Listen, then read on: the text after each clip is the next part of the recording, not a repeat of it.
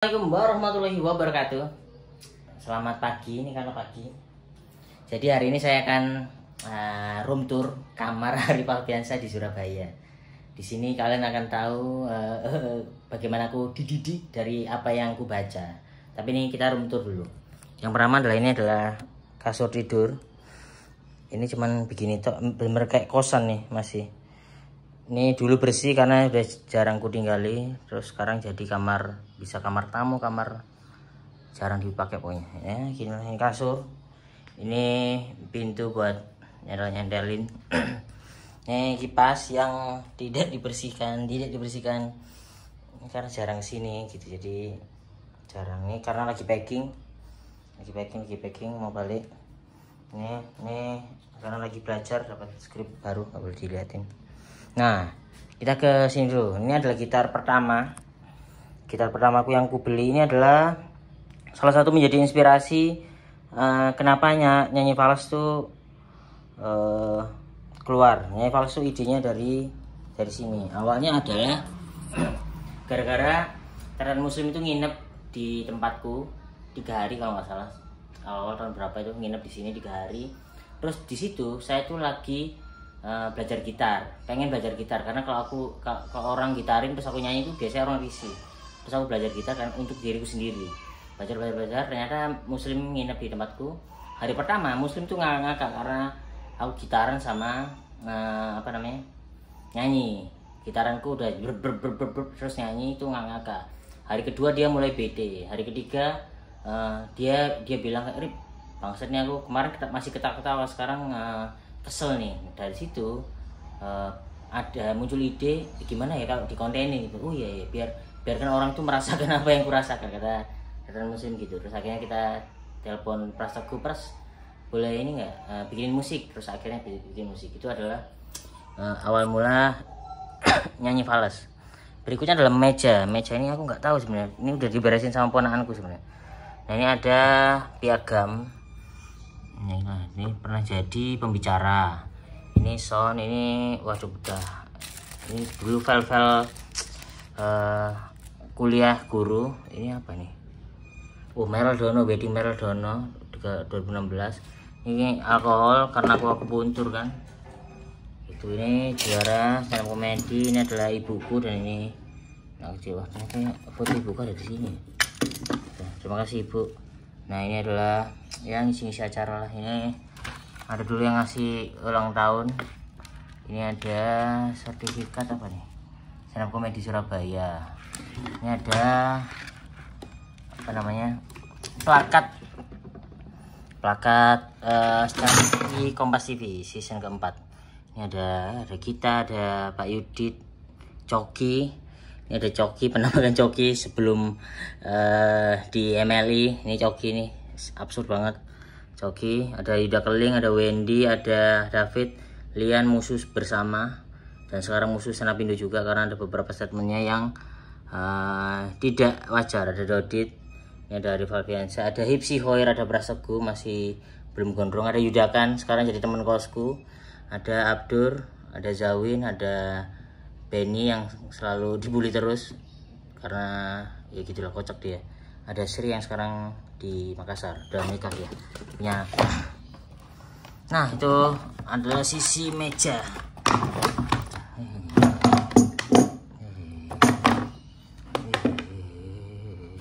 Nah, itu ini kita rekam dulu karena teman banget main simbal. Ini sudah sampah-sampah ini ya. Udah, ini nggak tahu, ini aku nggak tahu karena sudah diberesin karena ada rayap.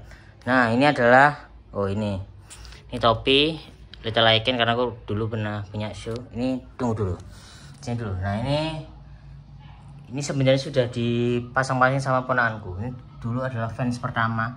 Ini aku bikin show namanya Little Icon, terus ada yang ngasih beginian. Ya, notice fan. Terima kasih. Sekarang IG-nya nggak ada kayaknya. Terus ini juga pas ngisi acara di mana gitu. Ini adalah penggambaran. Ya, ini kamarku begini. Tetap sampah sama kayak di Kosterit. Nah, yang menarik adalah sekarang bawah buku bacaanku. Yang pertama Buku bacaanku ini bacaan kuliah, buku ajar biofisika akupuntur. Nah ini adalah karena aku kuliah di 3 akupuntur, jadi itu lagi ya yang menarik. Ini buku nulis itu dipraktekkan, cuman aku baca beberapa. Nah ini adalah cara mudah cepat untuk mengingat semua informasi. Nah itu karena selain akupuntur tuh buku yang aku suka adalah buku psikologi, karena saya orangnya ini aja ini dulu deh soalnya ya. Ini ada CD buat akupuntur. Ini adalah dulu karena waktu SMA apa ini aku suka nonton film. Ini aja DVD stand up koleksi. Terus ini buku akupuntur ini. Nah ini yang aku bilang nih kenapa aku demen psikologi. Ini salah satunya ini, membaca emosi orang. Itu adalah bukuku. Terus dan aku ini adalah pernah bukan mendeklarasikan ya, punya skill juga tarot. Ini adalah tarot pertamaku. Ini buku tarot pertama, isinya masih ada nggak ya? Itu ada. Karena tarot itu bagian dari psikologi, jadi aku demen. Ini adalah kartu tarot pertama dan tidak rekomen buat orang yang mau belajar tarot. Ini buku tarot. Nah ini buku yang setipe membaca wajah orang. Nanti di akhir itu akan kalian ku ajak main memilih warna. Salah satu yang ku pelajari di akupuntur, tapi bisa jadi mainan buat mainan psikologi lah. Nah, ini ada ini buku apa? Refleksi, ini buku refleksi akupuntur. Ini bukunya Arya Novriano, bukunya Viko. Ini buku tarot. Buku tarotku ada di Jakarta sebenarnya. Ini apa buku catatan akhir kuliah. Ini karena aku dulu pengen belajar nulis. Terus ada belajar bahasa Inggris ya. Nah ini Feng Shui. Ini dulu aku karena kuliahku kan tentang akupuntur, jadi masih ada hubungannya dengan Feng Shui, Yin Yang 5 unsur. Ini aku baca, tapi benar dok, ternyata aku tidak di situ, referensiku yang lain. Ini adalah buku kuliah semuanya. Terus ini adalah arsip sih, ini nggak ada. Dengan ini aku baca buku pertama yang aku baca adalah Andrea Hirata dari Laskar Pelangi, dan itu gara-gara itu aku suka membaca. Ini ada Alit, ada Indra. Wah ini udah kenal semua nih sekarang, dulu padahal cuma melihat tulisannya. Terus ini ada stand up komedi. Ini ada bukunya Bening, ngeri-ngeri sedap. Ini ada buku belajar Reiki, karena aku tertarik sama tenaga dalam dulu, sekarang udah enggak. Buku ngeri-ngeri sedap. Ada buku satu yang tidak ketemu nih. Ada buku satu yang tidak akan kubaca. Ini buku Radit juga ada nih. Buku Radit Dika kan cukup idola dulu, sekarang sudah kenal. Ntar ya aku mencari satu buku yang tidak akan kubaca kalau aku belum menjadi tua. Aduh udah nggak ada kayaknya. Ada buku satu jadi ada satu buku yang serem menurutku, jadi tidak akan kubaca. Dulu tren muslim sebelum menjadi yang sekarang dan punya pemikiran sekarang, itu mainnya udah ke kamarku, dia kususupi sesuatu, tapi bukunya nggak ada. Terus aku bilang kan, Slim bisa nggak baca buku ini? Terus dia baca dan dia tidak bisa menyelesaikan buku itu. Ku cari di mana dia, di mana kamu bersembunyi ya. Buku tidak ada. Jadi berarti ada satu buku yang hilang, memang kayaknya tidak mau dipertunjukkan wadahnya. Jadi ini buat yang tahu-tahu aja ya. Jadi saya dulu pernah belajar tenaga dalam, terus di tenaga dalam itu belajar hal yang lain lah, belajar beginian. Ini adalah menurutku bukunya sangat berbahaya, bukan berbahaya ya. Kalau belum waktunya itu kalian tidak akan paham isinya, karena ini semuanya materi semuanya. Ini adalah materi semua dari apa sih ini? Lupa. Silsilah Wali Songo, karena kan aku dulu tenaga dalam banget lah, harus belajar makrifat gitu-gitu. Mengajarkan ilmu, persiapan mengajarkan ini. Wah, karena jadi buat kamu yang belajar beginian, saran saya beli ini, karena ini bukunya padat, tidak bertele-tele dan langsung menuju intinya. Jika kamu tahu gitu ya, ini buku yang tidak akan kubaca. Terkenal Muslim, sesasangannya dia tidak kuat untuk membaca ini. Dah tuh ya gitulah. Jadi aku dididik ya begitulah, karena saya ini kan orangnya pendiam. Saya tuh sebenarnya orangnya pendiam, pemalu, tidak berani ngobrol sama orang. Dan yang sekarang terjadi itu adalah prosesku untuk melawan itu. Karena aku gak tahu dulu caranya ngobrol sama orang itu gimana sih, cara memahami manusianya itu kayak gimana sih gitu. Jadi aku beli buku-buku psikologi kayak ini, membaca wajah orang, terus apalagi ya, pokoknya tentang psikologi, gimana perilaku manusianya gitu. Ini akan saya bagi satu skill yang oke menurutku buat teman-teman yang suka dibohongi pacarnya, atau suka pengen melihat orang itu bohong atau enggak. Ini aku kasih tahu caranya. Cara yang sering dikasihkan orang itu adalah ngelihat pupil mata kan, pupil mata hitam itu ke kiri atau ke kanan gitu. Kanan itu otak kanan kan fantasi, imajinasi gitu, berbau sesuatu yang berbau ke situ. Kalau di sini itu pikiran, hal yang sudah terjadi itu sebelah kiri.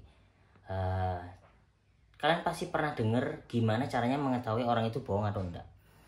Kalau ke kanan ya juga, kalau ke kanan itu bohong karena kan imajinasi, fantasi, jadi dia membuat sesuatu.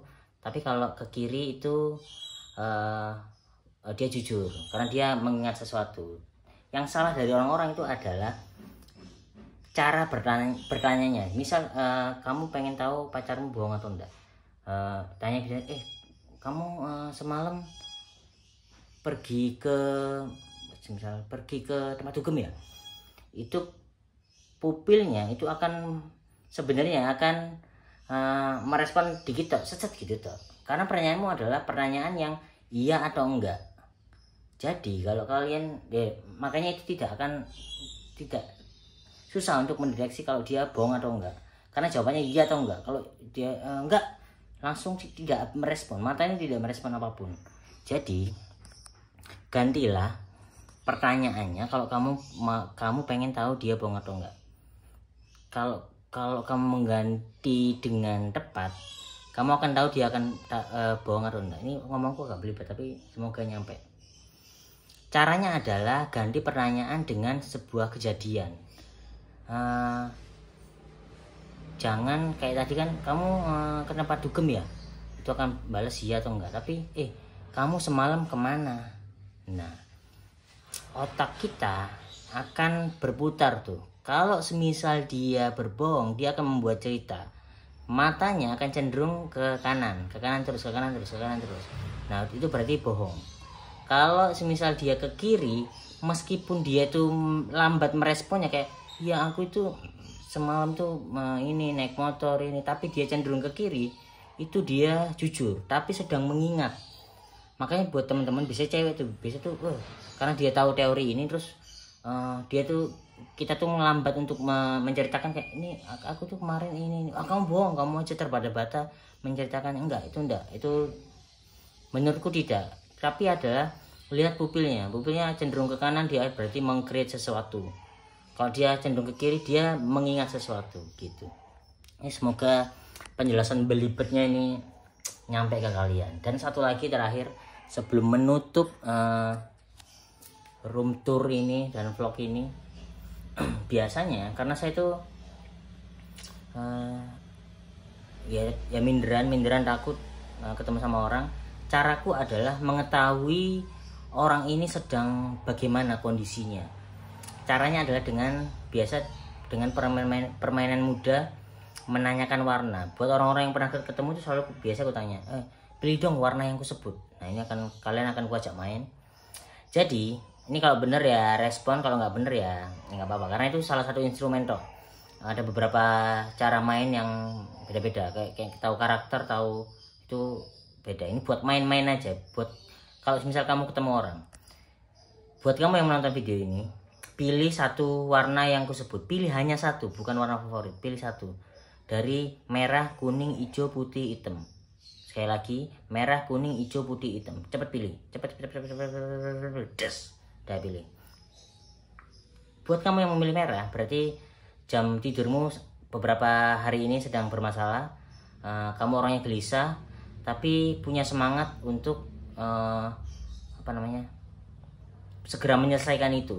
Orang yang gelisah, jadi akan kayak besok itu mau ada sesuatu, jadi kamu pun gelisah, tidak bisa tidur, dan itu sedang terjadi.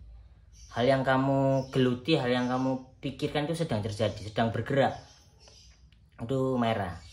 Penyakitnya rawan di jantung. Kalau sering gitu biasanya jam tidurnya tidak normal dan lidahnya di ujung. Ini merah. Itu buat yang memilih warna merah. Merah, kuning. Kuning itu organnya adalah lambung. Lambung biasanya orangnya kalau memilih kuning itu cenderung pemikir. Penyakitnya adalah di lambung, asam lambung, mah gitu-gitu. Orang pemikir aja, terus apa-apa dipikir. Biasanya orangnya sedang memendam sesuatu, tidak percaya sama orang di beberapa hari itu. Itu warna kuning. Merah, kuning, hijau. Hijau itu liver itu kalau di akupunktur tuh kayu itu pohon. Berarti orangnya sekarang sedang pusing, kepalanya sedang pusing, goyang, pusing, gampang masuk angin, lagi masuk angin. Dan orangnya di kondisi yang sekarang ini cenderung pemarah orangnya, kayak disenggol dikit, apa sih itu. Pemilih warna hijau. Terus merah, kuning, hijau, putih itu adalah organnya paru. Jadi dia beberapa hari ini itu sedang sedih, sedang nangis. Jadi tolong kalau ketemu orang yang atau kamu yang memilih warna putih itu biasanya di beberapa hari itu sedang sedih, cengeng, entah disakiti atau apa, dan sedang perasa banget orangnya gitu.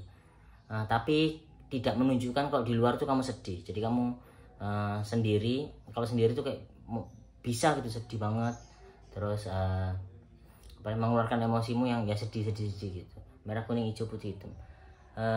Terus hitam itu biasanya orangnya sedang berada di fase main aman, tidak berani melakukan sesuatu hal yang baru.